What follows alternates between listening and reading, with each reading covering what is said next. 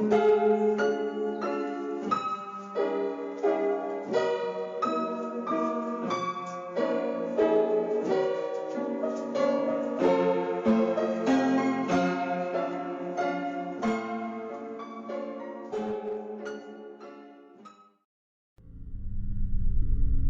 the countless hours I've spent in the woods, this is the one time, the only few seconds, that I truly cannot explain.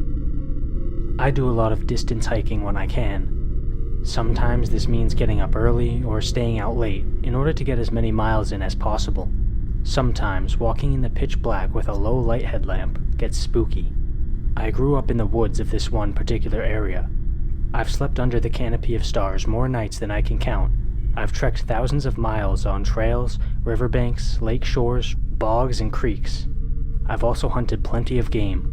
I'm establishing this because it's important you understand that I've heard, seen, and smelled just about all this region has to offer in the way of the wilderness.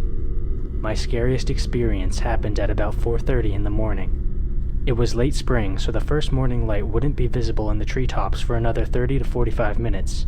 Another hour past that until sunrise. I was on mile 5. I was in a low bottom that's wedged between two steep ridges. The trail I was on was narrow, muddy, and completely hemmed in by thick underbrush, young maple, and old oak growth. I was focused on the small light from my headlamp, just one step after the other, zoned out. Then I heard a loud crack, and I froze solid. This is the part I have trouble describing. 4:30 a.m. in springtime means I'm the only one making noise. No birds chirping, nothing. Dead quiet. Mid-step, I froze. When fight or flight kicks in, you have these immediate instinctive thoughts.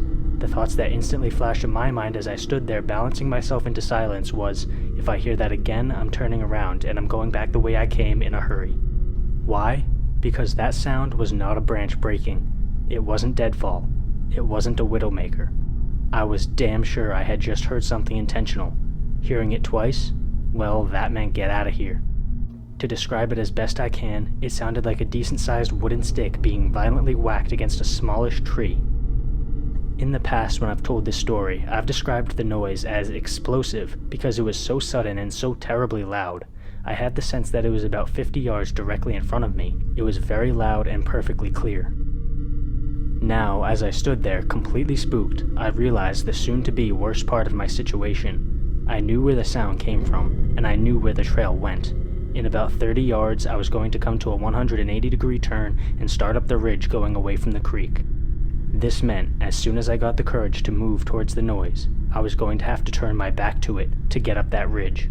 This made me very nervous. A few minutes passed as I just breathed in silence, listening. Nothing. Dead quiet. I had about 20 to 30 minutes until first light. I cranked up my headlamp to the highest setting and started to slowly creep to the 180-degree turn. When you wear a headlamp in the woods at night, every tree branch in front of you casts a big black moving shadow on the trail, which really didn't help my nerves. I got to the turn and quickly made the bend. I was moving pretty fast at this point, trying to be quiet. I was taking tiny, shallow breaths so that I could listen for any other noises while making my way up the trail. And then I smelled it. A stench hit me, and I just can't describe it. All I could imagine was wet, rotten death. As a firefighter, I've actually worked scenes where humans have died. This smell was like days-old decomposition, but it also just smelled strange, slightly different. I kept walking as fast as possible. By the time I made the top of that ridge, I was huffing and the first light was showing. I didn't stop moving until full light was out and the birds were chirping. I've heard it all in our woods. I've smelled it all. I'm telling you, I don't know what the hell that was.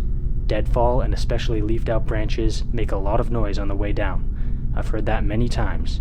But that noise, and that particular smell, those are things I've never heard or smelled before.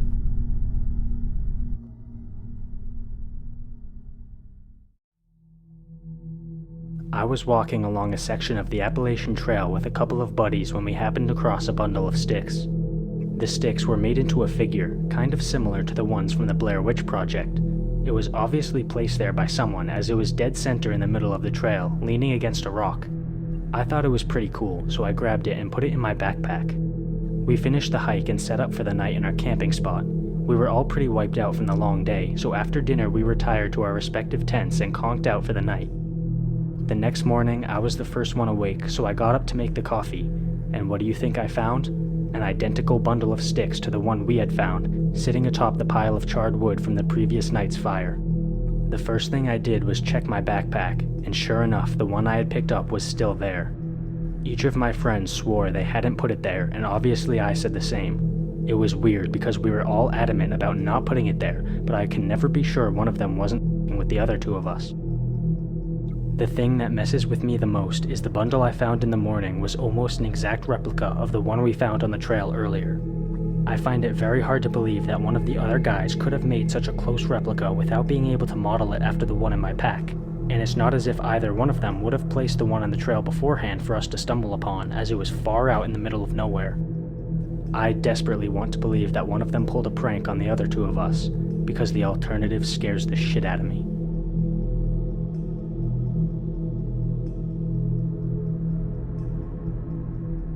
I was camping in Northern California, basically at the very tippy top of the state, deep in the woods at a reservoir. I had to go to the bathroom really early in the morning before the sun was even up, and there were no bathrooms around. I walked down a trail and found a little spot isolated away from the trail next to a blackberry bush and an outcropping of water from the reservoir. I heard some crashing in the tree line, and it just started to become slightly light outside. I peeked over the blackberry bush, and not 40 feet away from me was a huge bear. I tried to sneak away, but as I was stepping backwards, I kid you not, I stepped on a twig and it snapped. This bear and I instantly both turned our heads toward one another and locked eyes. I attempted to make myself look big and made a lot of noise, but the bear didn't budge. In fact, he started to walk towards me.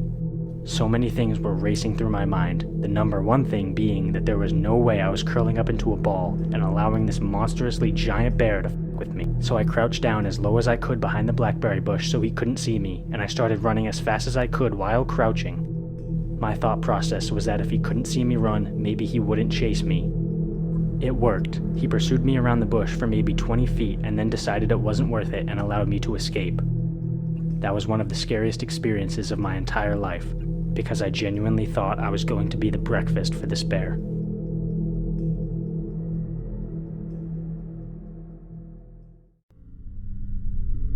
My partner and I were deep in Mount Adams Wilderness area in Washington State, and there were no other campers around. We had spent the day fishing and exploring the creek around our camp. Around 2 a.m., he woke me up and told me to be quiet. Our little dog was quietly growling and looking in one particular direction. About 15 yards north of the tent, I could hear rustling and a woman's voice speaking quietly to herself. I couldn't discern any actual words. There was no light, just the voice and the walking noise. It would go quiet and then pick back up on the other side of the tent, which was even deeper in the woods, and then eventually it faded off into the dense forest. My partner had literally grabbed his gun and was getting ready to confront the person, but since they seemed to move on, nothing ever came of it. I cannot stress enough how deep these woods were. We had explored the day before, and I had scratches from twigs and branches because it was so dense. The fact that there was someone alone wandering around and talking to themselves in the middle of the night without a light or a camp is so freaky that I still get chills whenever I think about it. The next morning we investigated and didn't find any tracks, but there was a very haphazardly lit fire with charred remains in the middle of a logging road about a mile up. The coals were still slightly warm. I know there is a small town with about 150 people about 10 miles south from where we were camped, so maybe it was a drunk teenager? We were almost touching a Native American reservation as well, and the logging roads were still actively used, but still, this situation was so bizarre.